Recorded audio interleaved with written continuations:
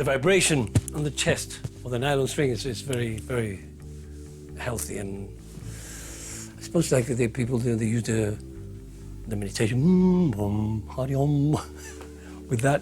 That's what I get when I play the classical guitar. It gives you that peaceful inside.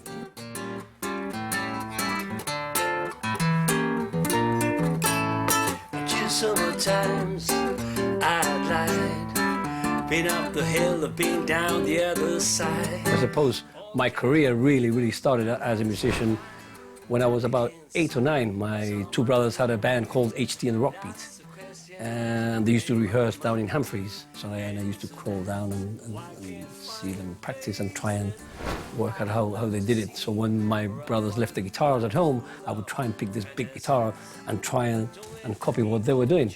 And eventually my brother Frank, sort of helped me, guide me with the tricks on the chords of some of the songs, which I couldn't do. So then he decided he bought me a 3/4 size guitar, or half size, I can't remember. And then I could only do this chords, which was brilliant. I was doing all these Beatles songs. So it was great living those days. I mean, the Frontier clothes and all that. All my friends would come, to my place in Humphreys, and I would teach a lot of the guys how the songs were. Also, I was very proud because I was a bit more advanced in that respect musically. I started some local bands in Gib, and we used to basically do tea dances back then.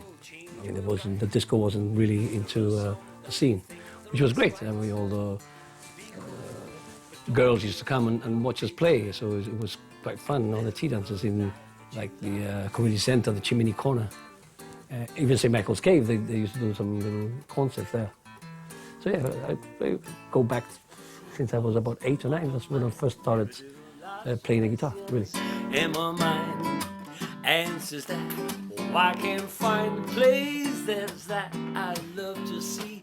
Well, back then we used to perform rock. Really, there used to be some concert they used to do once in the blue moon, maybe every 3 or 4 months. All of a sudden, somebody would organize a concert up the cave. And it was like a battle of the band, because each band has their own groupies and all that. And I remember, I used to do the Santana licks, which were very ahead of time then, so it was very impressive to impress other musicians. But then to actually make some money out of the music, then you would have to do the typical teeny bopper style of dance music from the 60s, Beatles, groups like Bread, and hoochie coochie songs for those days, for the tea dancers. I remember my first gig that I ever did with a group called The New Generation. We got a gig down the Flip Pavilion, which would be the Forces place. It was like a tea dance. Obviously, we were only like 14. So the only means we could take the gear from the rehearsal room was with a wheelbarrow. We would cross down the St. Jacob's Club up in Bell Lane, all the way down through Main Street, down the steps, to take all the gear in one of those wheelbarrows, and do like 2 trips. That was fun. That was crazy. But obviously, those days, you just wanted to perform and do gigs and all that. We used to get paid. I think it was like £2 or something like that. Yeah, Spanish music then was a lot of influence, especially the sort of the rumba style, because the older generation loved to dance the bassa doble and all that. So you had to have at least 1 or 2 of those Spanish songs, because I mean, whether you like it or not, the flamenco music would add fun to any party or dance. I mean, so there was a bit of influence, especially being so close to Spain. We would listen to all the hits, the Spanish hits. At the same time, we used to listen to the Top of the Pops on BBC and all that. So there was a mixture of a lot of Latin influence in the repertoire you have to have. In Germany, well, those were the crazy days of my life, I suppose. I was only, I think I was 20. I was 20 then. And we toured Germany with an album called After Midnight, and it was really great fun, and it was very good money at the same time. We used to travel with a Jag. We got ourselves a big Jag, a Daimler. And that was an experience. I experienced Checkpoint Charlie.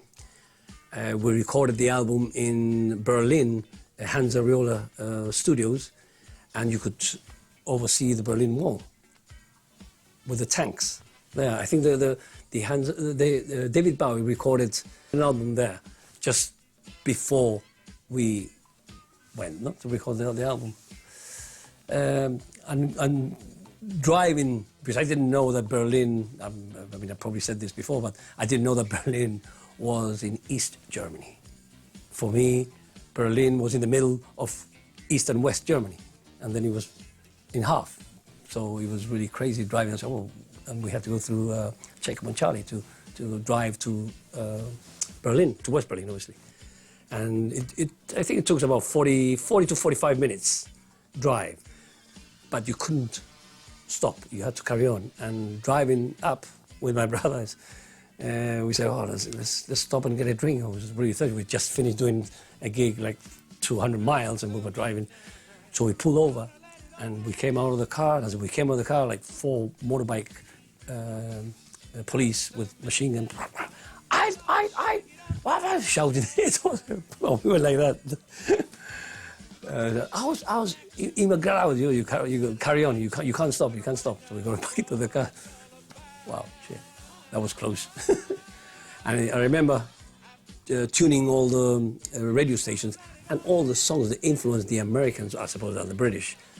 All the songs you could hear on the radio were all about freedom. I want to be free, free like a bird, and free. All the songs that just any channel you were trying to get, every other song was about freedom. And it was amazing arriving at Berlin.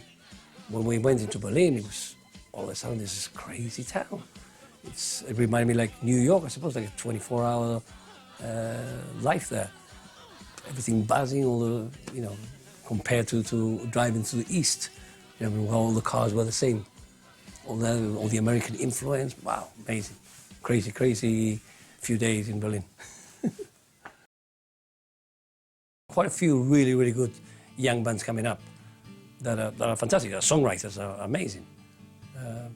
I feel proud seeing some of them they used to come for guitar lessons when they were like 8 or 9, and now they're like 15, 16, getting bands together, and the advance. I suppose the internet and all that helps a lot to write and learn songs and be more creative.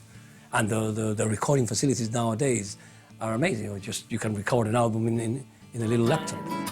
Answers that I can't find places that I love to see, for I find the mind is full of fantasy.